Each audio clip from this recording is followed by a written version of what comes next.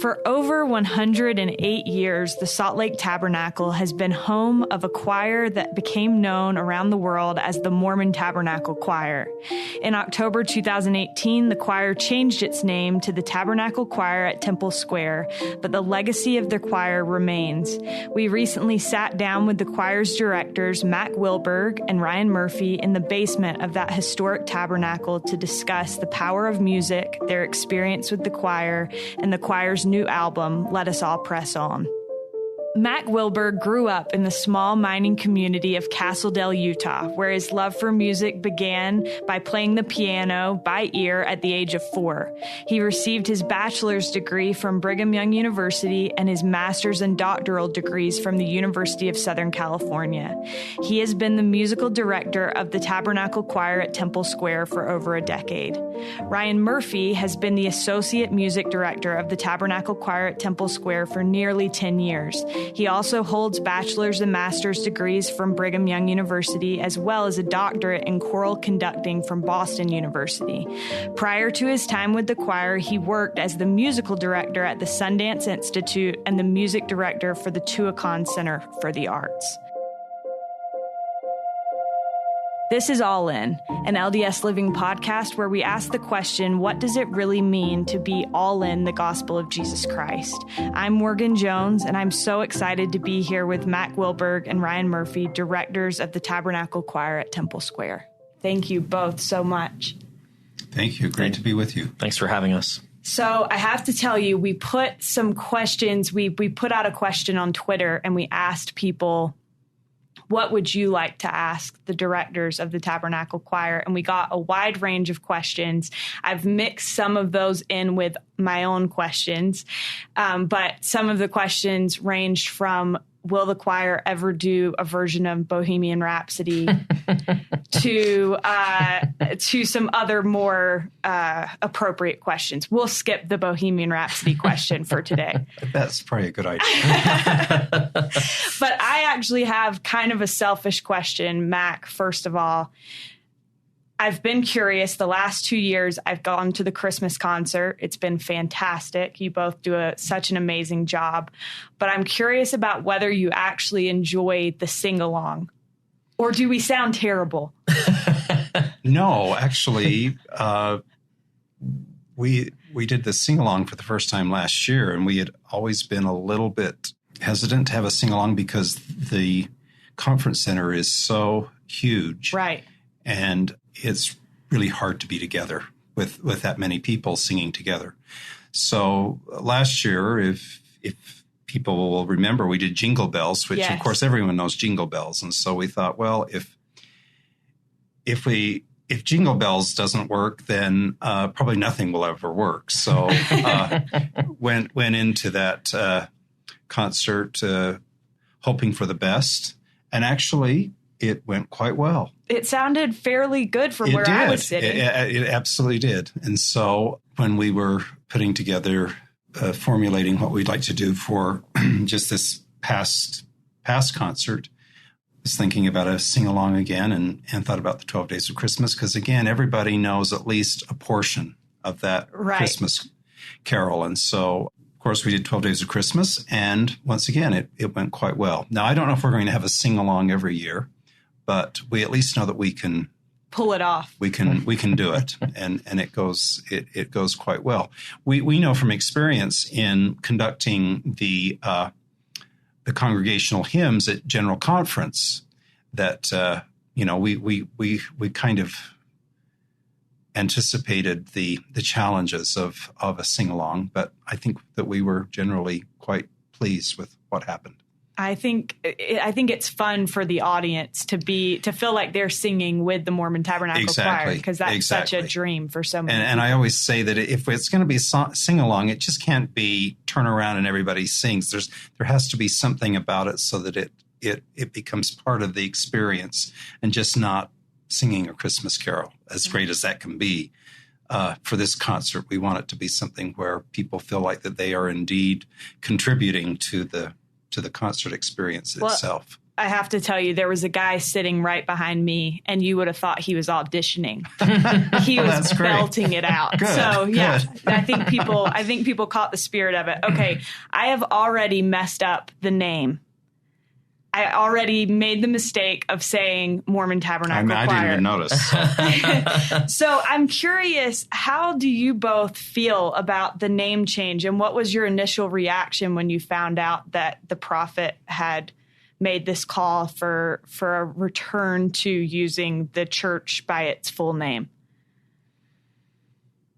Well, of course, the name, it's an iconic name, and we approached it in the spirit of which the request was made, and I have to say that we've been really pleasantly pleased with the way that the reception that the name change has had. And in fact, I think it's really had very little impact on what we do. And it seemed to be quite a smooth transition.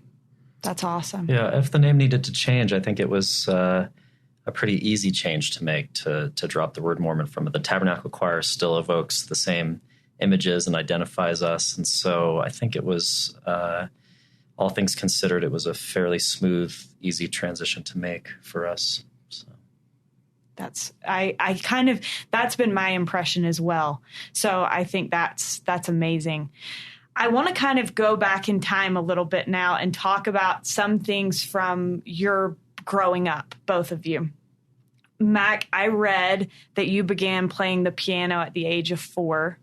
And that your mother drove you 40 miles out of town to piano lessons, and then that your grandmother took you to your first then known as Mormon Tabernacle Choir concert at age 10. When you think about those two women, your mother and your grandmother, how do you feel toward them in regard to gratitude for introducing you to this music?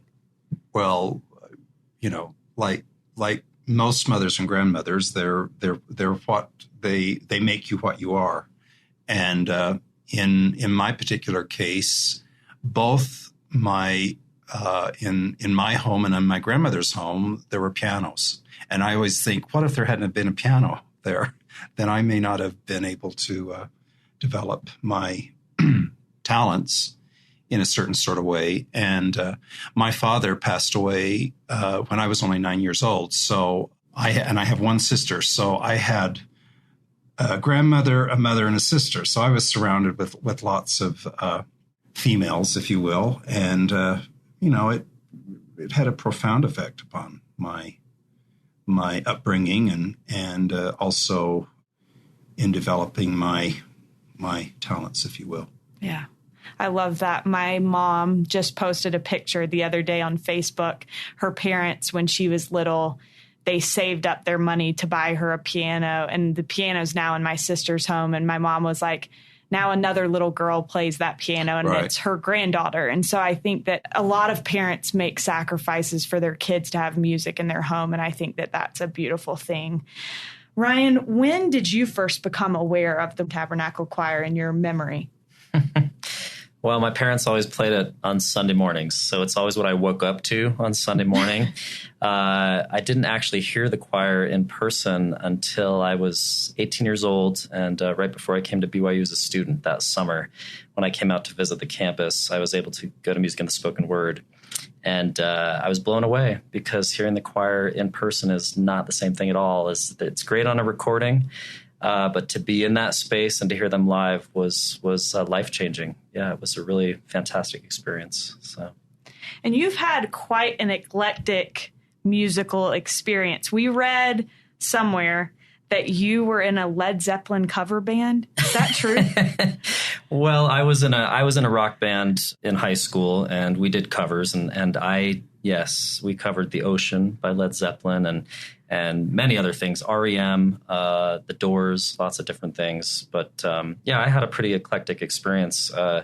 Growing up, I sang in an Episcopal boy choir, and so I was exposed to music of other churches and spent many Sundays going to two different churches on Sunday, so I could have that experience. Then going to the Church of Jesus Christ of Latter-day Saints afterwards. So I spent a lot of time, and also music directed for a Catholic church for many years in Boston. So had many great experiences, and have tried to bring some of that great music into the tradition of the choir too, which has been really fun. So yeah. What music would you both say influences you now as you do this work? What do you listen to for inspiration? I'm going to say the music of Mack Wilberg. Well played. I was going to say, as always, music of the master composers, and not only just master composers, but I do a lot of CD collecting, book collecting, and I listen to quite obscure things as well of composers that you certainly would not be everyday names or names that would be readily recognized. But I'm always searching. I'm very curious. Even at my age, I'm still curious about things. And I just heard a piece on the radio driving to the office today that I had not heard. And so as soon as I got to the parking lot, the piece was still playing. And so I had to look it up on the playlist to see what the piece was. And I'm quite intrigued, and now I'm going to have to get the recording. Absolutely. Anything else that you would say inspires you, Ryan? Well, I would agree with that. One of the great things for me is I get to do the Temple Square Chorale, which is it's a training choir to get into the Tabernacle Choir, and that's going on right now. And we usually do a large work. And so last year we did the Brahms Requiem. Right now we're doing Chichester Psalms of Bernstein. And I think no matter what you're doing in music, you come back to those high standards that were set by the master composers, and they influence everything that we do. So I had no idea that chorale is even a thing. Yeah. It's part of the audition process for new members coming into the choir, and it runs from January through April, along with a choir school. And so we put on a concert every year, and that's sort of their initiation, so that when they step into the Tabernacle Choir, they're ready to go. So, and it's really a very important part of the training of our singers. Yeah, in the Tabernacle Choir, and the choir school and then the chorale are both just really a great part of what we do. And Ryan does a great job with the chorale. That's so neat. So you mentioned that Mack's work has influenced and inspired you. How would you say that Mack has mentored you, Ryan? Oh, my goodness. Well, he's been mentoring me for years. I remember when he walked into my office as an 18-year-old at BYU. Wow. Yeah. I mean, he was one of my main teachers at BYU, and has continued to be a tremendous influence on me, including his arrangements. I think he's one of the great choral arrangers of our day. In fact, I know he is, and I certainly am still learning from the things that he writes and studying them, quite frankly. So that's interesting to me that you remember him walking into your office, because I imagine that a lot of people have walked into your office. Yeah, it's true. It's true. I taught at BYU for 15 years, so you see a lot of students during that time. But I do have recollections of people and their auditions. I recollect people who've auditioned for the Tabernacle Choir. I've been here now almost 20 years, but I can still look at a person in the loft and remember their audition. I was skinny. Well, yeah. let's not talk about that part. Not on your part, on my part. We all gain and lose some here and there. I am curious about, and I would like to talk a little bit more about the music that you all are creating here. And I was reading some different things about music that you've both arranged, and I was blown away by the different places that some of your music has shown up, like President Reagan's funeral. Is there a particular arrangement that stands out to each of you as one that you're particularly proud of? For me, no. I always say it's the one that I'm currently working on. Yeah. Because that's the one that you are giving the most attention, and the one that you care about the most at the moment. And I would say that you don't dwell too much on things you've done in the past. Right. But you're always thinking about what you're currently doing or what the future might bring. Right. I would imagine it's also probably kind of like choosing a favorite child. Oh, it is. Absolutely. Yeah. How do you do that? Right. So, I mean, there are things that there are pieces that you obviously perhaps like better than others simply because they're the way they're crafted or what you, the tune or the text sometimes in and of itself enables you to create something that you are particularly pleased with. That makes sense.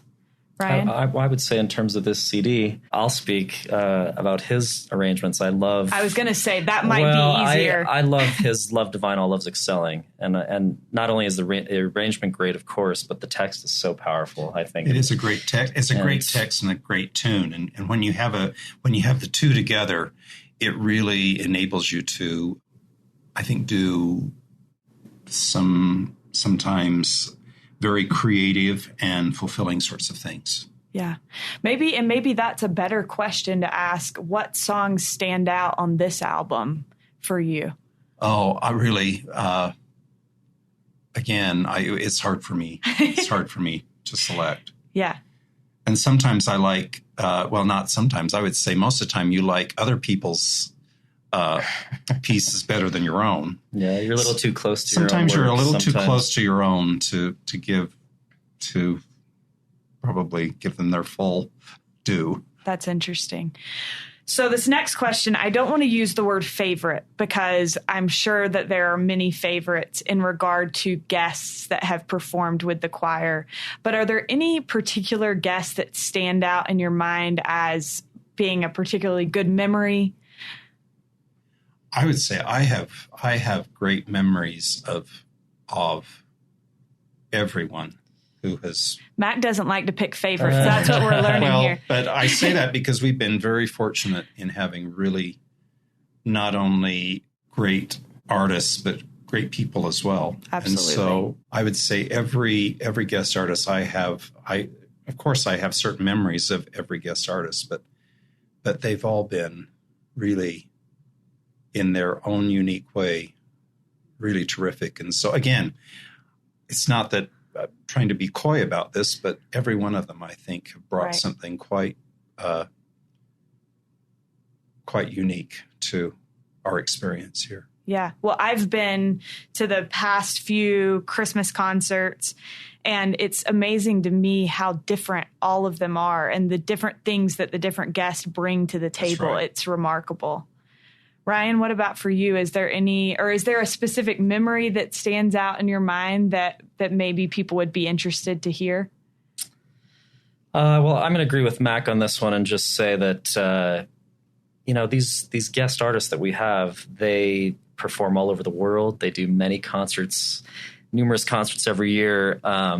And I think yet somehow to us, when they come here, it doesn't feel like just another gig. I mean, really by the time that they leave, we feel very connected to them and like we've had a very uplifting experience together. And so that's just a really neat thing to share. I think the Christmas concert is pretty unique in that regard. And they've all been great in one way or another. And like you said, they all bring something different to the table. So they all stand out for different reasons. I think one thing that stands out to me, and this has been quite a while now, but we had Nathan Gunn come one year and for Christmas. And in my high school every year, our last song on our concert was always 'Twas the Night Before Christmas. And so Mack just, I think, kind of randomly asked me to do an arrangement of that. Not randomly, but asked me to do an arrangement of that piece that year. And so it was sort of like it had come full circle to do that piece with the Tabernacle Choir and with Nathan Gunn. And so it's something that kind of stands out a little bit. Yeah. I love that you mentioned feeling connected to the artist by the end of that experience, because I think that's something that people in the audience can sense as well. And I think part of that is that it doesn't feel like another concert for them because they've grown up watching, like Kristen Chenoweth, where she talked about, I grew up watching the Mormon Tabernacle Choir. And so I think that this is something where people have dreamed of having that experience. And also what we do here, what we offer here is quite unique. I mean, no one ever performs in what you would call a concert hall that seats 21,000 people. They might perform in a stadium where there are that many people, but not in a concert setting as we have.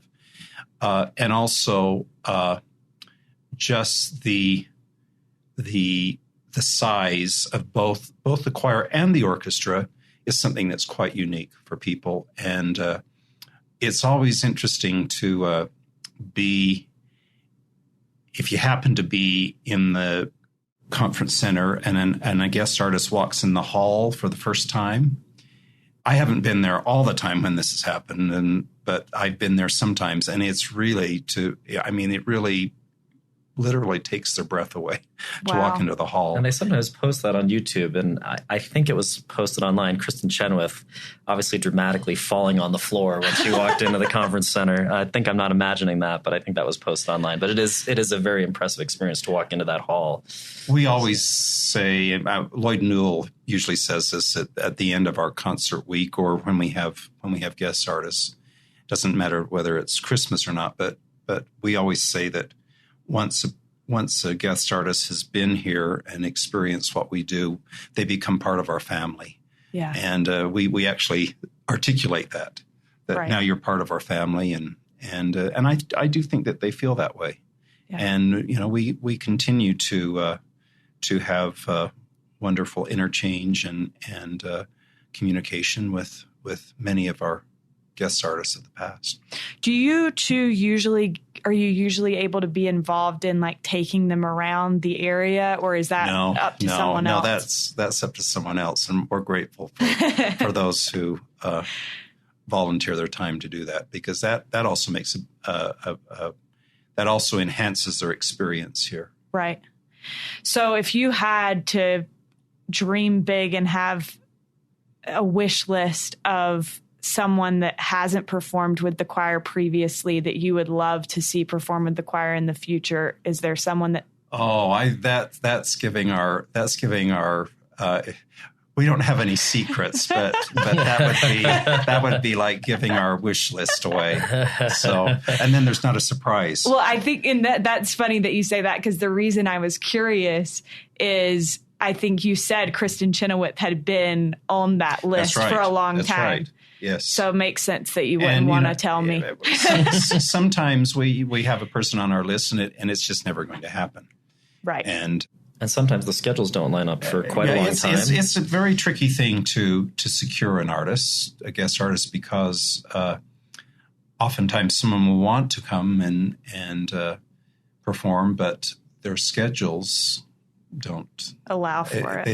They don't match right. our schedule. And so there's a lot of things that go into securing a guest artist. It's not simply because we want them and they want to come, right? But it's a bit of a challenge to make it all work. But when it does, it's a great thing. Yeah, I personally would love to see Kelly Clarkson perform with the choir.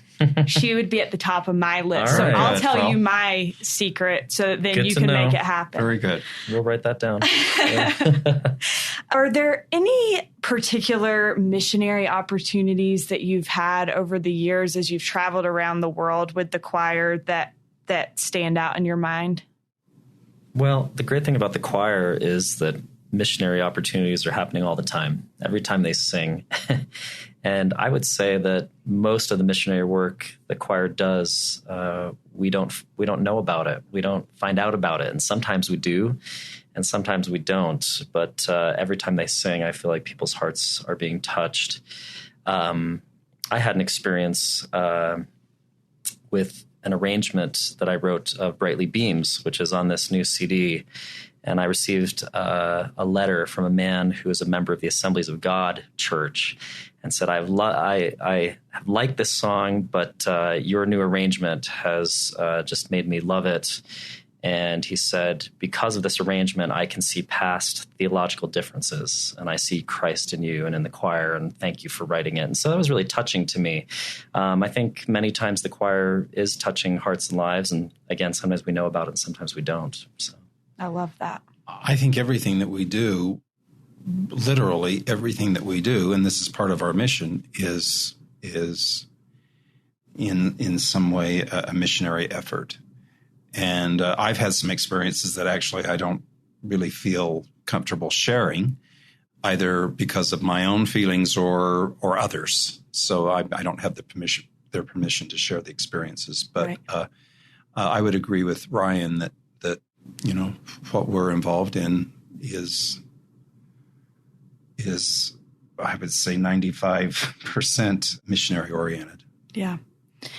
I love that you said it happens every time the choir sings. And in reality, I think it happens every time somebody turns on one of the songs. They don't even have to be singing. It's been recorded.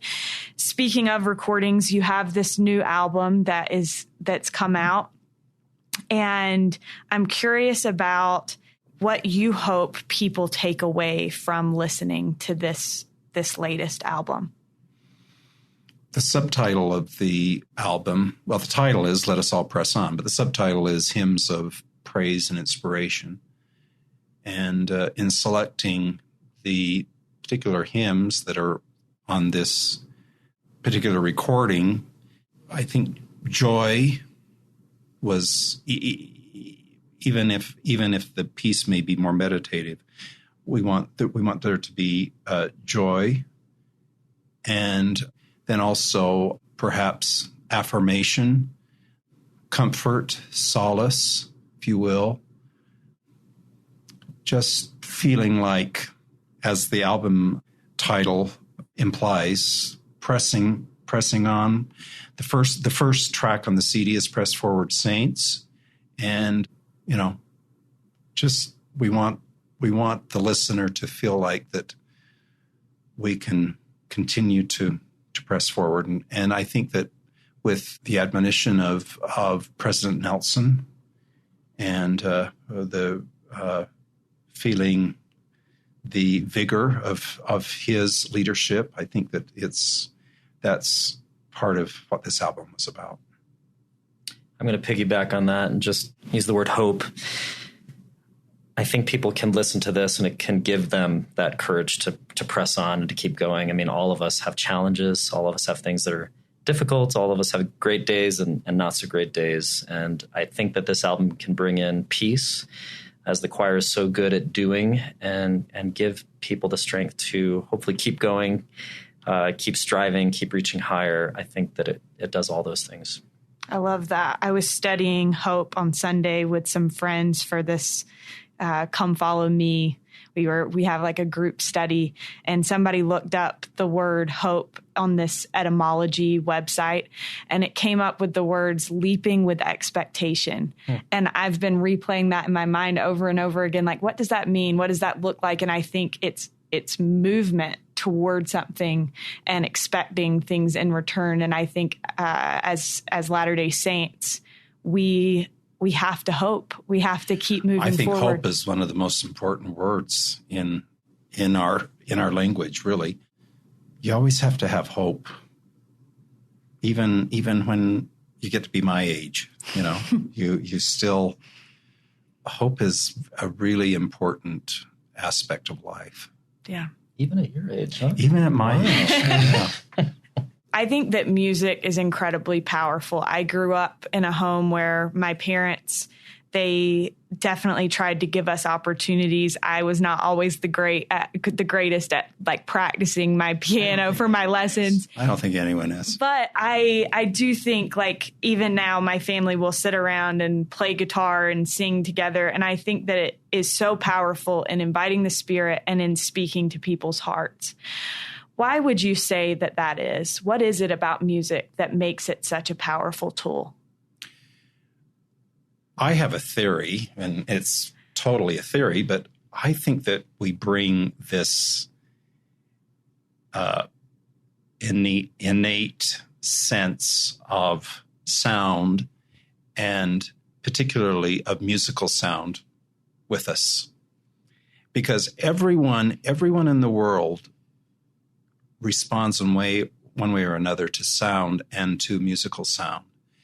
And you notice everybody has earphones, or they have what do you call them now? Earbuds. Probably much of the music they're listening to are not things that I would particularly care for myself, but everybody responds to music in a certain sort of way. And also, I always think about, you hear of people who have had out of body experiences, or they feel like they've gone to the other side and then they've come back. And I think a lot of them relate the fact that the music that they hear there is indescribably beautiful. And I find that to be quite a comfort. I just think that music is such a part of all of us, and that we respond to it in ways that oftentimes we don't respond to, whether it be spoken word or other forms of communication. And music can just go right to our soul, if you will. Yeah. And I just kind of feel like that it must have been something that we brought with us. I love that. Ryan, would you add anything to that? I don't know that I want to add to that. I think that's pretty great. It's the divine language, and it speaks to all of us. And the choir can be singing in different countries, and you don't have to understand a word of it, but it speaks to everybody. It's divine and it's universal in its appeal. It's trite to say, but music is indeed a universal language.